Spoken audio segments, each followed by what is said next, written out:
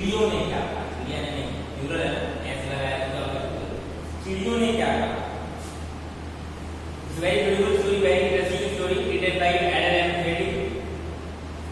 Starter pack में क्या बोला गया है सुनते हैं। This is a story of a young boy who had a special talent of being able to speak to the birds and understand their language. ये एक ऐसे बच्चे की कहानी है जो चिड़ियों की आवाज को समझ सकता था और उनसे बातें कर सकता था। Can you imagine living having such a gift? क्या आप ऐसा सपने में भी उम्मीद कर सकते हैं कि चिड़िया आपको सुनाई देती है ची ची ची ची बोलती, तो आपको लगता है क्या बात करती है अपनी मम्मी से, मम्मी पापा होते हैं। Do you think the boy would have had an easy time? क्या उस लड़के के पास में इतना समय होता होगा कि वो इस तरीके की बातें चिड़ियों से कहता होगा? This is the story of one of the incident what happened to. ये अब जो कहानी आप सुनने जा रहे हैं वो उसके साथ में ऐसी घटना हुई थी। There is a word in English, I am going to tell you what is the difference between these two words, incident and accident. Why I am going to tell you, यहां पर एक बड़ा इंसिडेंट, इसने सारा text last से लाया। This is a story of one of the incident. Incident मतलब होता है घटना और एक्सीडेंट का मतलब होता है दुर्घटना। ठीक है, दोनों में डिफरेंस क्या है? डिफरेंस सिर्फ इतना ही है कि हम यहाँ खड़े हैं और ऊपर से छत गिर गई, दैट इज एन इंसिडेंट। और आप सड़क पर जा रहे हैं, पीछे से आपको किसी गाड़ी ने मार दिया, उसे कहते हैं एक्सीडेंट। उसमें उस गाड़ी वाली की गलती है। तो this is the difference between incident and accident. इस तरीके की चीजें मैं आपको बता सकता हूँ। Now come on to the story, page number 40। A lad named Kong Hiachiang. Chinese नाम लग रहा है, चाइनीज से परहेज रख रहे हैं आजकल, मुझे मालूम है आपको, ठीक है, कहानी तो सुननी पड़ेगी। A lad named Kong Hiachiang who lived with his parents in the mountains and understood the language of the birds। एक लैड मींस लड़का, एक लड़का जिसका नाम कॉन्ग हियाचियांग था, वो अपने माता पिता के साथ में पहाड़ों में रहा करता था और चिड़ियों की भाषा को समझा करता था। One evening as he was studying a flock of birds, now see this is called connecting nouns, a grammar thing, flock of birds। Reader के साथ साथ ग्रामर का भी आनंद लीजिए। फ्लॉक मतलब होता है झुंड, ठीक है। टेक्स्ट में मैं आपसे पूछ सकता हूं dash of birds, I will give an option, या तो ऑप्शन दिया रहेगा या नहीं दिया रहेगा, वो आपको समझना है, ठीक है। चलिए कहानी में चलते हैं। One evening as he was studying, a flock of birds sat on a tree before his window and sang। एक शाम जब वो पढ़ रहा था तो उसके घर की खिड़की के किनारे एक चिड़ियों का झुंड जो है गुजर रहा था और चिड़ियों के झुंड गाना गा रहे थे। क्या? Come here, chant on the southern plain, a ship awaits you by a heap of stones, a fine fat weather that the dogs have slain, you eat the flesh and you pick up the bones। बच्चों चिड़िया के गाना गाती थी, तो उसी का नाम लेके चिड़िया गाना गाती थी। एक कौम भेज एक दक्षिण दूर में आपके घर से दक्षिण दिशा की तरफ एक शीप, एक भेड़ आपका इंतजार कर रही है बाय हीप ऑफ स्टोन्स। मतलब हीप मतलब पाइल्स, मैंने आपको पिछले लेसन में बताया था, आपको याद होना चाहिए। Heap means piles of anything, किसी भी चीज के ढेर को हम इंग्लिश में हीप या पाइल बोलते हैं। Pile is the synonym of heap. A fine fat whether that the dogs have slain, एक जानवर को कुत्तों, वेदर मतलब एक मेल शीप, ठीक है। मेल शीप को हम वेदर यहां लिखा हुआ, no need to write it, you are a male sheep, किसको कहते हैं? वेदर को, W E T H E R, ठीक है। वेदर से पढ़ते हैं W E A T H S को वेदर पढ़ते हैं, और एक W H E T H E R उसको वेदर। वेदर मतलब एक मौसम, एक वेदर माने क्लाइमेट रिलेटेड टर्म है। आप चाहे वेदर यू आर इंटरेस्टेड, आप चाहे या चाहे, उसको इंग्लिश में वेदर बोलते हैं। दीस आर कॉल्ड होमोफोन्स, उसको होमोफोन्स बोलते हैं। The words that are sounds same but different in meaning, जो सुनने में जैसे लगते हैं लेकिन उनका मतलब अर्थ में भिन्न होता है। ये Ching went and brought the ship. अब जो कॉन्ग था उस शिप को जाके लेके आया, जैसे कि चिड़िया ने बताया था उसको, और क्योंकि वो चिड़िया की भाषा समझता था तो वहां पर गया और शिप को लेके आया, कुक इट फॉर डिनर, और उसको उसने डिनर के रूप में बनाया किसको, उस शिप को। The next morning is shepherd came. Shepherd एक पर्सन जो भेड़ों को चराता है, भेड़िहार जिसे हिंदी में बोलते हैं, उसे इंग्लिश में शेफर्ड बोलते हैं। The next morning is shepherd came and said that one of his sheep was missing. He had found blood on a meadow, had followed the trail and had brought him to that house. उसने बोला कि मेरी एक भेड़ जो है गायब है, और उस भेड़ का खून उसने उस मैदान में देखा। meadow means green field of green grass, और वो घास के मैदान में खून दिख रहा हो, और खून आपके खिड़की के पास आके खत्म हो जाता है, इसका मतलब वो भेड़ जो है आपके पास आई है, आपने उसको मारा।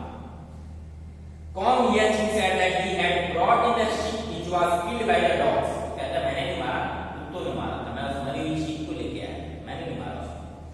The birds had told about it। चिड़ियों, जो चिड़िया जा रही है, चिड़ियों ने मुझे इसके बारे में बताया था, मुझे तो पता नहीं था, मैं शाम को अपनी पढ़ाई कर रहा था। Nobody believed him as they thought he made up the story। He was taken to the prison। कोई भी व्यक्ति उसकी बात को नहीं विश्वास किया, किसी ने उसकी बात पे विश्वास नहीं किया।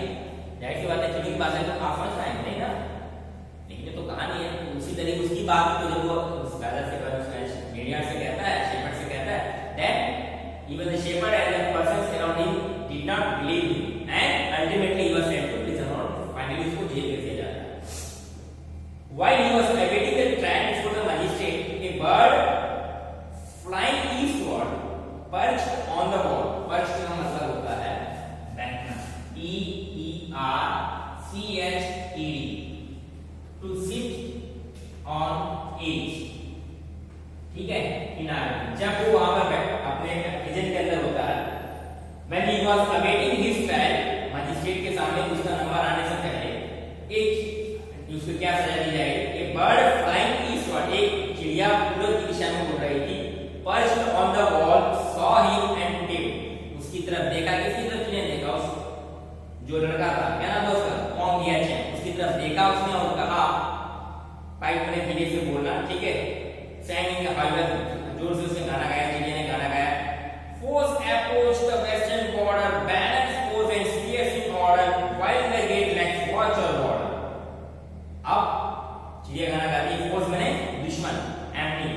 हमारे पश्चिम दिशा के, हमारे राज्य के पश्चिम दिशा में दुश्मन आ रहे हैं, banners pause and spears in order, spear माने भाला, पोज माने धनुष, बैनर लेके, धनुष लेके, भाला लेके आ रहे हैं, और वहां पर कोई भी आदमी देखने वाला नहीं है। बॉर्डर माने मतलब होता है जो गार्ड।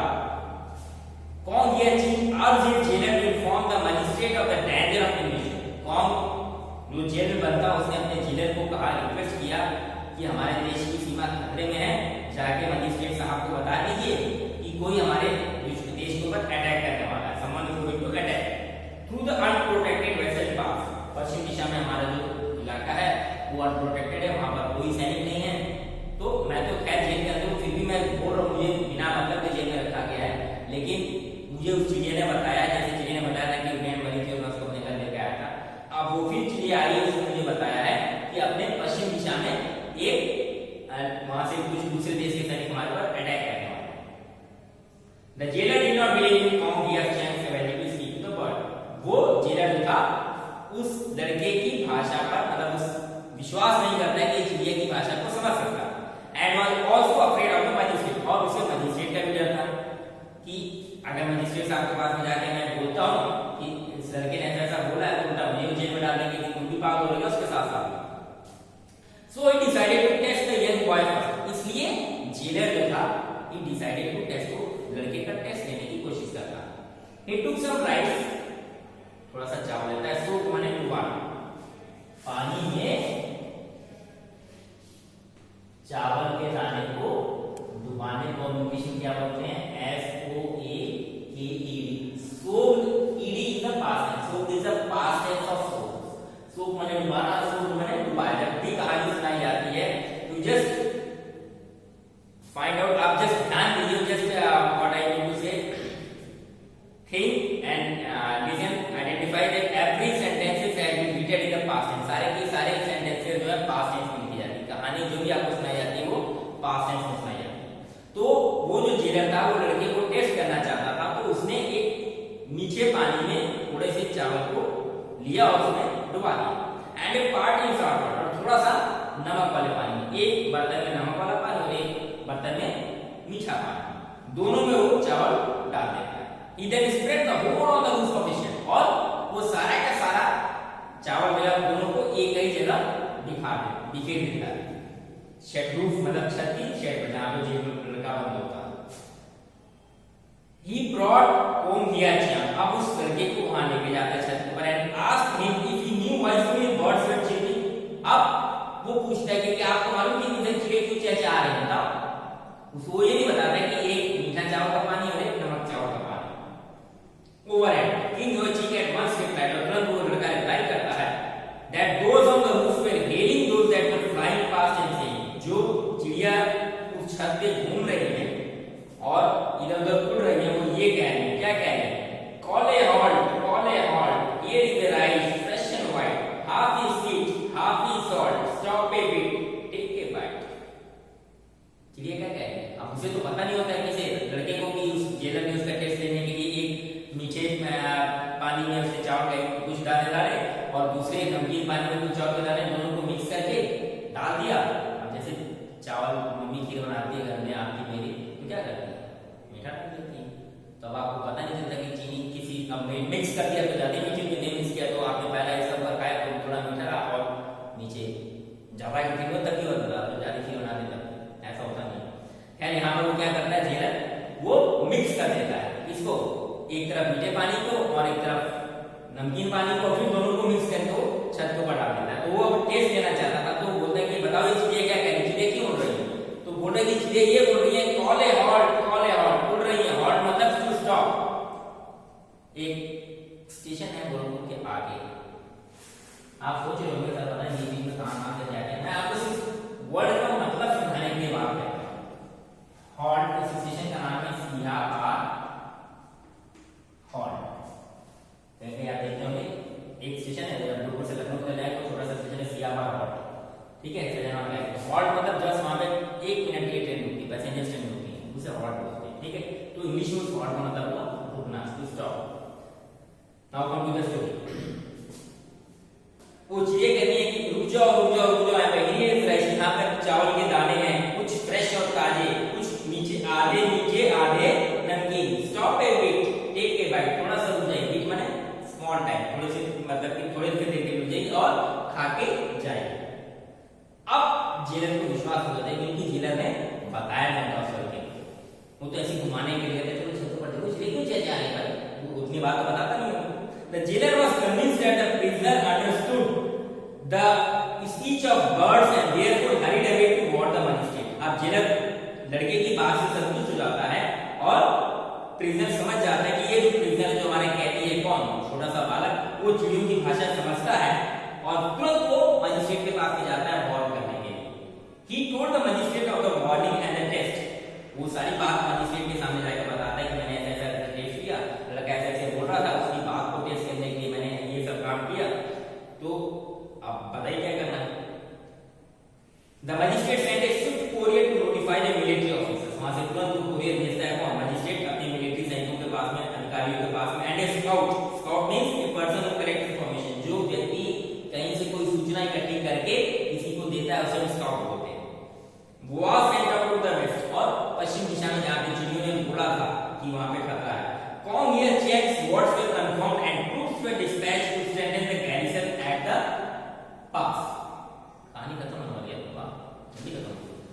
ओके, तो वहां पर ये ट्रूप्स वर्ड्स पर उसके बाद को कंफर्म हो जाते हैं सारे ट्रूप्स मींस एक ग्रुप ऑफ आर्मी, सारी आर्मी देश की आर्मी को वेस्ट में भेजा जाता है। The invaders will stop just in time. Invaders means the person who try to overpower a particular country, जो किसी कंट्री को ओवरपावर करने की कोशिश करते हैं उसे हम इन्वेडर बोलते हैं। तो उनको सही समय पर रोक दिया जाता है। Great service rendered to the country by home here was acknowledged by his सवाल, और जो उसने अपने देश के प्रति उस लड़के ने काम किया उसको आज भी एक्नॉलेज मतलब पब्लिकली एक्सप्रेस थैंक्स पब्लिक कहा जाता है।